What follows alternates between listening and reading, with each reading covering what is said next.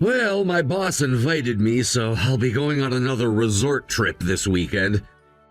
It's just for business, but still, spending my days off with my boss. Seriously, it's such a drag. What? Again? Isn't that a bit too much?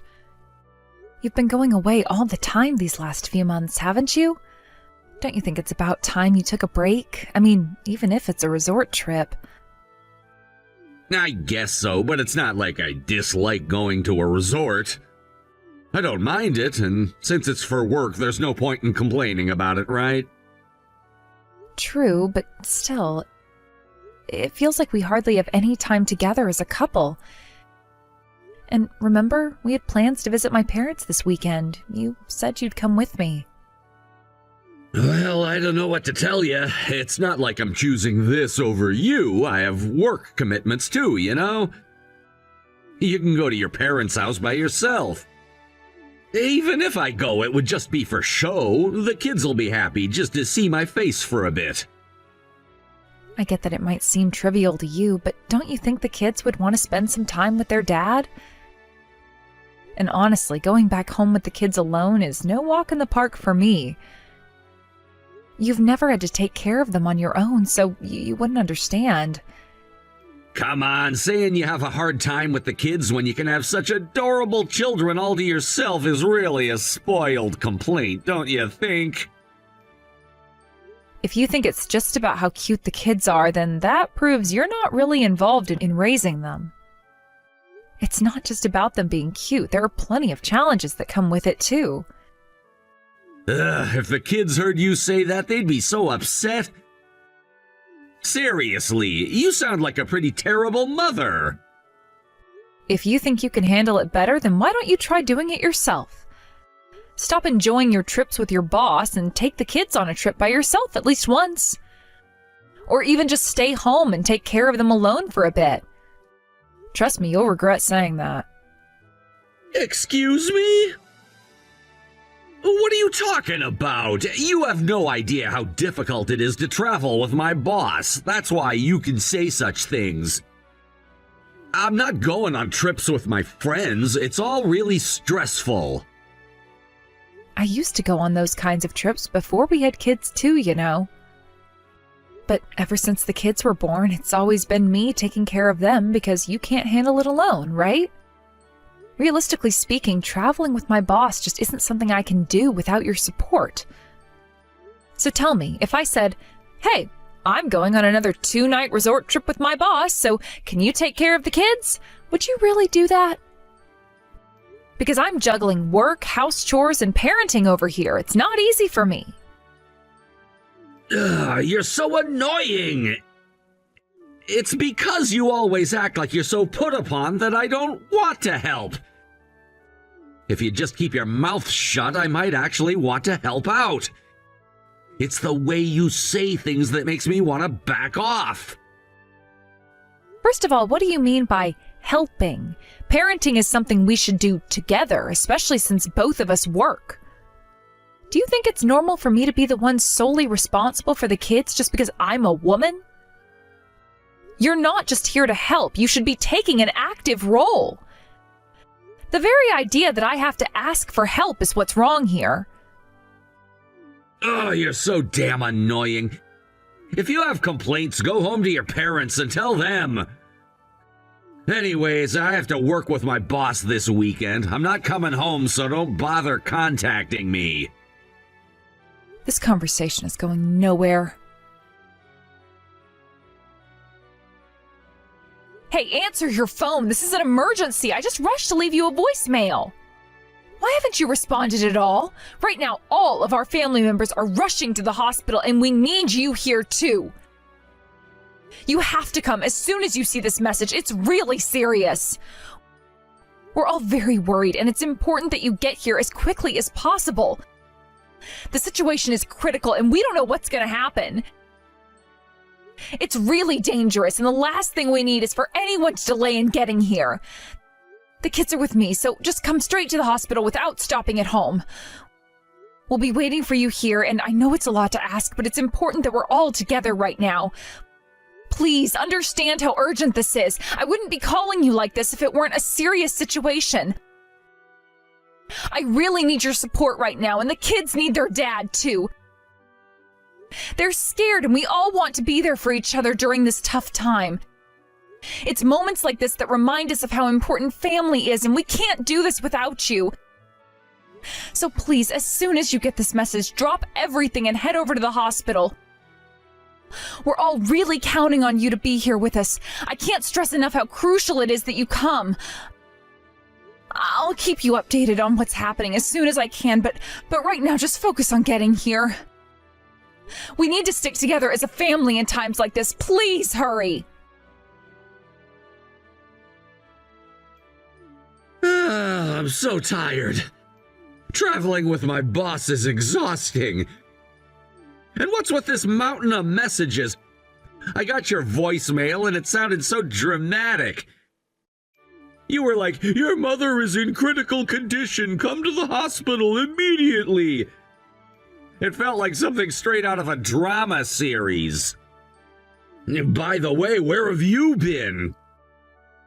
Today was supposed to be the day you were coming home, and yet there's no food prepared at home? Oh, you finally returned. Well, I'm at my parents' place letting the kids rest. Honestly, I'm surprised you managed to come back from your trip considering the situation. And about your mom being in critical condition? I really don't care. You were just on vacation, weren't you? Are you still lounging around at your parents' house? Lucky you. So what's going on with the old lady? Not that it has anything to do with me. We just finished my mother-in-law's funeral. We're currently gathered here to talk things over. Wait, what? Your mother-in-law? Hold on a second. Are you saying that your mother-in-law is actually my mother? Yes, that's right. Didn't your dad call you? He mentioned he left you a message, too. Huh? My dad did send me a message saying to come home right away and go to the hospital, but... So you were blocking your communications from your relatives? That explains why I hadn't heard anything. I guess you were too busy worrying about how to manage your trip with your boss, huh? Well, of course. I'd find it annoying if I were getting all these bothersome messages from my family while I'm with my boss. Wait a second, are you seriously telling me that it's my mother? I've been telling you that. We've been extremely busy with the funeral arrangements. I tried to contact you so you could see her one last time, but instead, you decided to ignore all the messages and just enjoy your vacation, only to come back now. Honestly, even your family is at a loss for words about it. I know, but I didn't think something like this would happen. But your mom had been suffering from heart issues for a long time, right? It was bound to get worse. When I got the call saying she had taken a turn for the worse and was in critical condition, you should have come right away. If you had, you could have seen her one last time. I can't believe this happened! Mom! I'll be heading back home with the kids once everything settles down here, so you're an adult, just take care of yourself for now. You had no idea how hard it's been trying to juggle everything. While you were off enjoying your trip, I was dealing with the kids and the situation here. I can't believe you didn't think to check your messages and respond sooner. I didn't think it would turn out like this! I thought we had more time! You really should have been more aware. It's not just about your vacation. You have responsibilities and family to think about. The least you could do is check in, especially when things are serious. You may be relaxed right now, but the reality is that life doesn't stop for anyone. I get that, okay? I really do, but sometimes I just need a break from all of this. I understand needing a break, but there's a time and a place for everything. When family is involved, especially with such grave matters, you can't just ignore it. I wish you'd been here to support me and the kids when it mattered. You're right. I should have been more considerate. I just didn't think it would escalate this quickly. Now it's too late. I hope you realize how important family is and how vital it is to be present during tough times. You can't just turn your back on your responsibilities. I promise I'll do better next time. I just hope it won't be under these circumstances again. It's not about making promises now. It's about learning from this experience. Family means being there for each other, no matter the situation. So please try to remember that. Thanks for waiting, Mary. I'm all set over here. Kaylin, thank you so much. You got here much faster than I expected. This really helps me out. Right? I mean, this is a big deal for you, so of course I'm going to move quickly to help. But I really can't believe that guy. He's unbelievable. I appreciate it. I truly do. At first I was completely overwhelmed and didn't know what to think. But now everything is starting to connect, you know? It feels like I can finally make sense of it all. Yeah, I get that. I was hesitant about whether or not to tell you at first, too, but I really want you to find happiness. You've been doing so much on your own with the kids. It's a relief that it finally turned out this way. Kaylin, I can't thank you enough for everything. Oh, it's nothing, really, but seriously, the world feels small sometimes, doesn't it?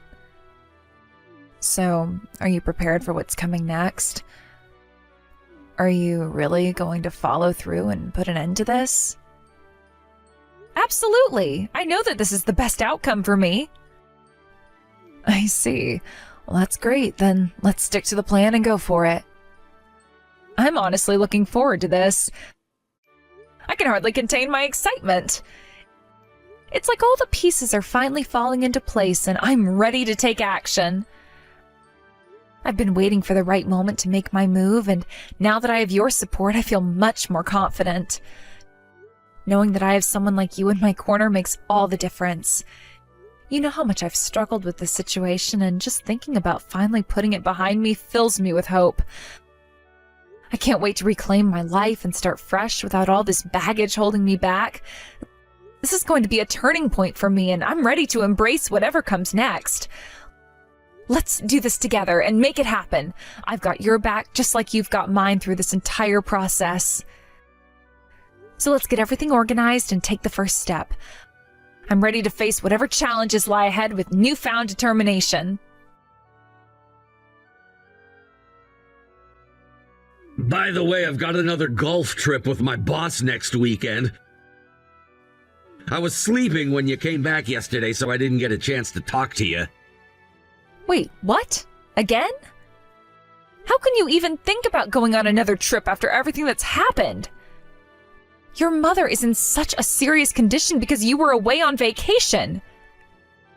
Don't you think it's time to take a break from all this traveling? I do think about it, but what can I do? It's a work obligation, and I have no choice but to go. Plus, especially in times like this, I want to forget everything for a while and just have some fun. And you shouldn't be complaining about things at a time like this. You did tell your boss about your mother's situation, right? He's still inviting you despite everything? That says a lot about him, too. Huh? What do you know about my boss? It's fine if you want to criticize me, but don't speak ill of my boss. What are you talking about? You've told him you had kids, right? If he knows you have a wife and children, he's still inviting you out. That's just disrespectful. Shut up! We've got our own circumstances here. I'm in a good position with my boss, so there's nothing I can do about it.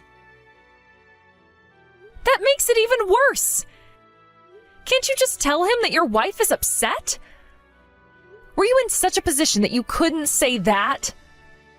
Talking to you is pointless. Seriously, you're such a difficult person to deal with. It's like you've completely changed since you got married and had kids. I think you're the one who changed me. Don't you realize it?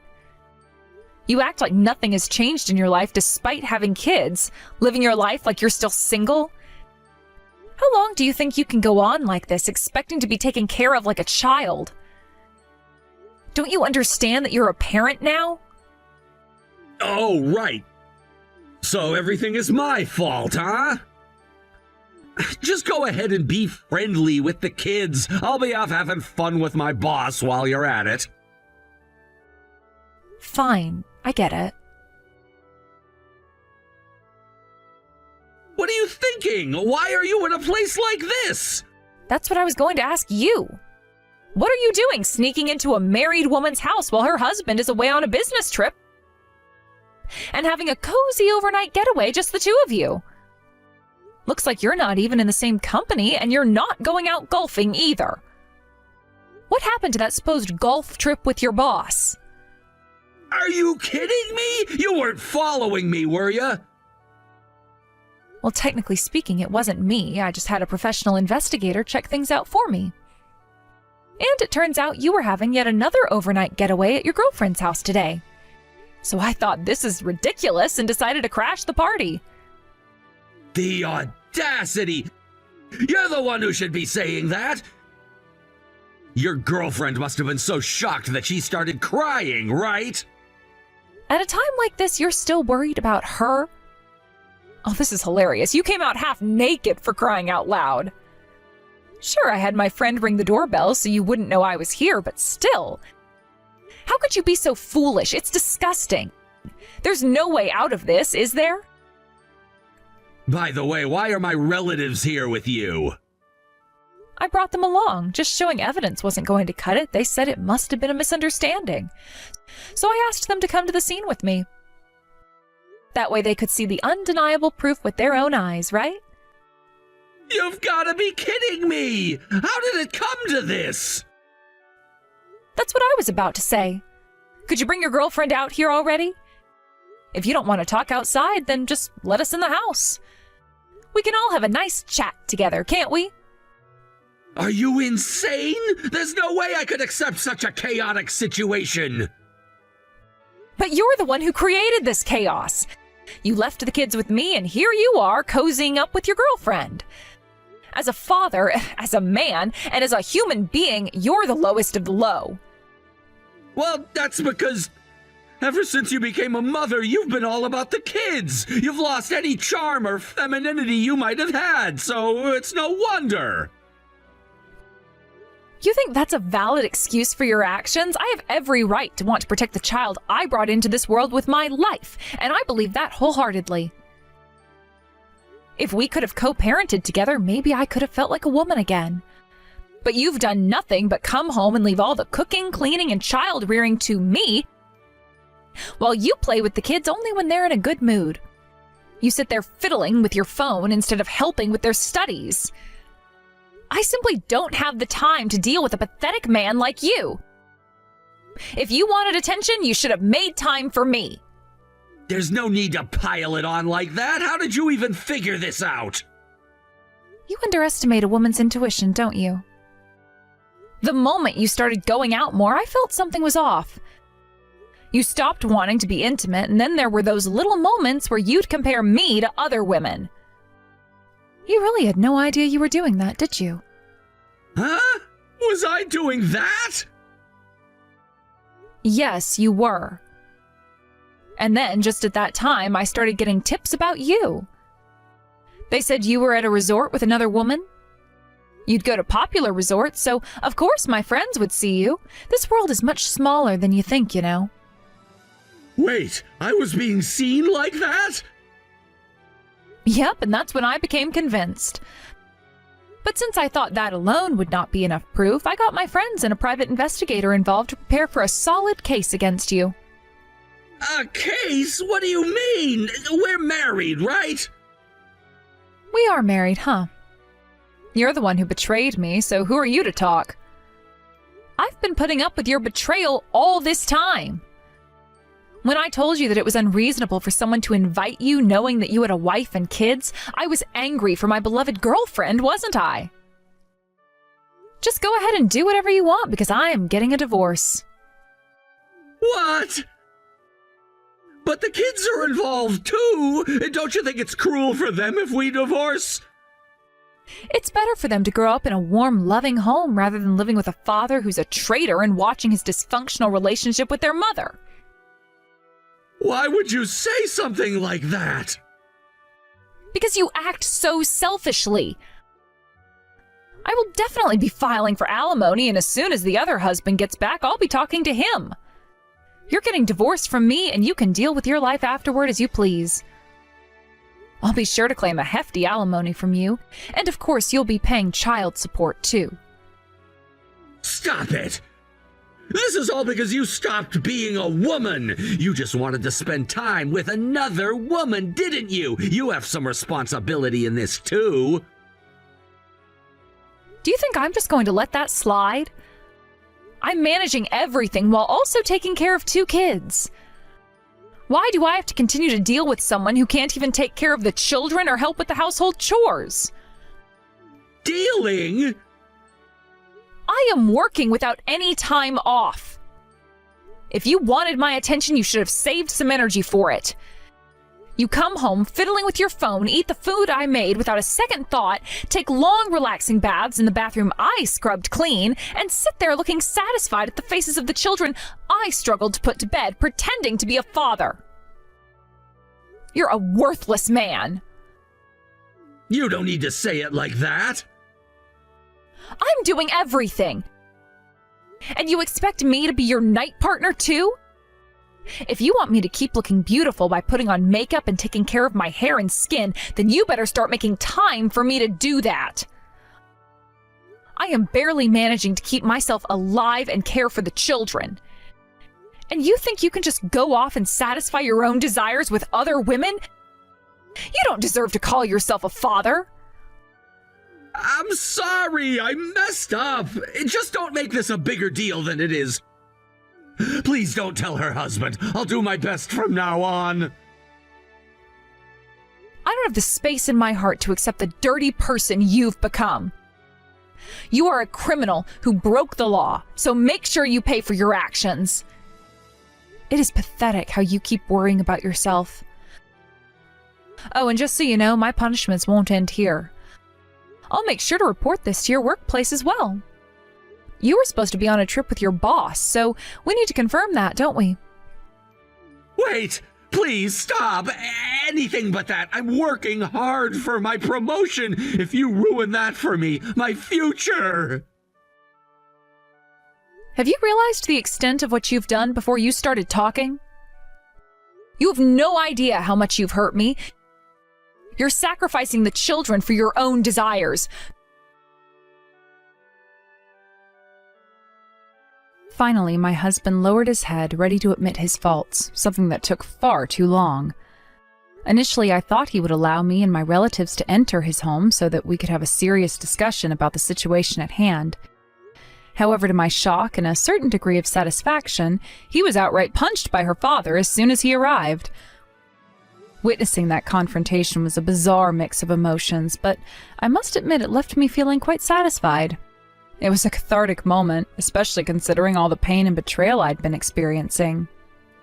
The woman in question came to me and apologized deeply, going so far as to kneel before me in a gesture of contrition. I could see the remorse in her eyes as she bowed her head, trying to express her regret for what had transpired. However, I could not simply accept her apology at face value, for I had a child whose future was now entangled in this mess. My heart ached as I thought about how our lives had been turned upside down due to the actions of these adults, who seemed to act without considering the consequences. Understanding the gravity of our predicament, I made it crystal clear to her husband just how frivolous she had been in her actions with my husband. I felt it was essential for him to know the full extent of what had happened, the betrayals and the disloyalty that had transpired between them. It wasn't merely a matter of emotions, it was a violation of trust that had ramifications affecting not only the adults involved, but also the innocent children caught in the crossfire. As we engaged in this painful discussion, I realized that she seemed to be a full-time housewife, dedicating her life to maintaining her home and caring for her family. However, her world had turned upside down when her husband filed for divorce. a decision that had consequences not only for her, but also for everyone else involved. I couldn't help but feel a mix of emotions watching her situation unfold. It was ironic that we both found ourselves in such unfortunate circumstances, albeit in different ways. After her husband left her, my husband faced his own set of consequences. I had reported the affair to my company, which led to my husband being reassigned to a remote location. This drastic change in his work situation felt like a punishment that fit the crime. But it was also a bitter reminder that we were both paying for the choices made in moments of weakness and poor judgment.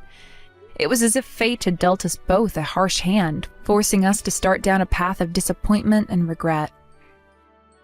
In our conversation, I made sure to emphasize that this situation wasn't merely a fleeting moment of weakness.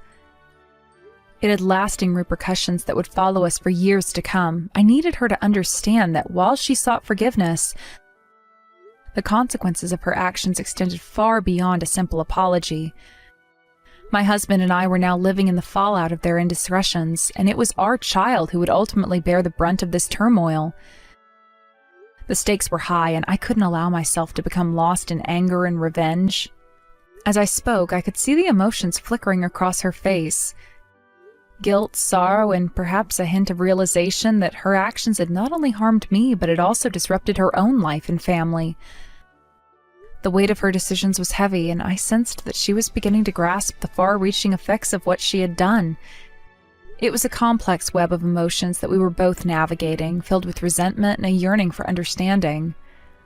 I recounted the moments that had led to this confrontation, recalling how my husband had initially been evasive about his feelings, how he had made excuses, and how I, in turn, had been forced to confront the reality of our fractured relationship. The betrayal stung deeply, but this encounter felt like a necessary step towards resolution, or at least towards closure. We were both feeling the fallout from the choices made by those we trusted, and it was a painful yet pivotal moment. As she listened to my words, I could see her processing the information, reflecting on her own role in this saga. She began to share her perspective, explaining her frustrations and the feelings of neglect within her marriage. I listened patiently, allowing her to express herself, knowing that understanding her viewpoint was crucial in moving forward. While I sympathized with her feelings of loneliness and isolation, I couldn't let that cloud my judgment regarding the choices she had made that had led us to this point. Her story mirrored my own in some ways, and it was a stark reminder that unhappiness in a relationship can lead people to make choices they might not otherwise consider. We were both victims of our circumstances, yet I felt an overwhelming need to assert that her choices were hers alone. I wouldn't let her actions undermine the seriousness of what had transpired. The damage had been done, and acknowledging that was the first step in seeking a resolution. As the conversation continued, we both began to reflect on the changes our lives had taken. She spoke of her dreams and aspirations that had been sidelined due to the pressures of family life and the neglect she felt from her husband. In turn, I shared my struggles with maintaining stability for my child amidst the chaos. We found common ground in our shared experiences of loss, even if the roots of our problems were different. It was an unexpected connection forged through our pain. The meeting felt transformative in many ways, as we moved from being adversaries to allies in understanding our struggles. I felt a strange sense of solidarity with her, realizing that we were both navigating a rocky path filled with uncertainty and disappointment. Our conversations morphed from accusations into discussions about how we could both move forward, despite the hurt that lingered in the air. After we shared our stories, we noticed a shift in her demeanor. The tears in her eyes were replaced with a semblance of understanding and acceptance. She grasped the weight of her actions, and I could tell that she was beginning to process the implications of her choices. This encounter was not merely about seeking revenge or an apology. It had become a moment of shared understanding, an acknowledgement of the complexity of our lives.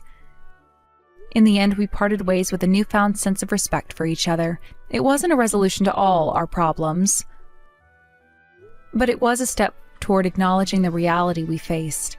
I felt lighter somehow, as if shedding some of the burdens that had weighed me down for so long. While our paths were fraught with difficulties, we both understood that moving forward would require honesty, introspection, and the willingness to confront consequences of our own actions. As I walked away from that encounter, I felt a surge of determination. I knew I had to focus on rebuilding my life and securing a better future for my child. The challenges ahead would be significant, but I was ready to face them head-on, equipped with the knowledge that I was not alone in this journey. There was a shared understanding between us now, a recognition of our struggles, and perhaps, just perhaps, a glimmer of hope for what lay ahead. Reflecting on everything that had transpired, I realized that forgiveness was not an easy path, but it was essential for my own healing. I understood that I had to move forward, and I would have to let go of the anger and resentment that had consumed me for so long. It was a difficult realization, but it was necessary for my peace of mind. Our children were innocent in all of this, yet they were the ones who would suffer from the mistakes. Thinking about the future, I began to formulate a plan for myself and my child. I wanted to ensure that they grew up in a loving and stable environment, free from the chaos and uncertainty that had characterized our lives repeatedly. It was crucial for me to provide them with the support and guidance they needed to navigate their own lives, and that meant prioritizing their well-being above all else. The road ahead would be challenging, but I was determined to face it with courage and resilience. I knew I couldn't change the past, but I could shape the future for myself and my child. Through hard work and determination, I would strive to create a better life for us both. I could see the light at the end of the tunnel, and I was ready to pursue it with all my heart.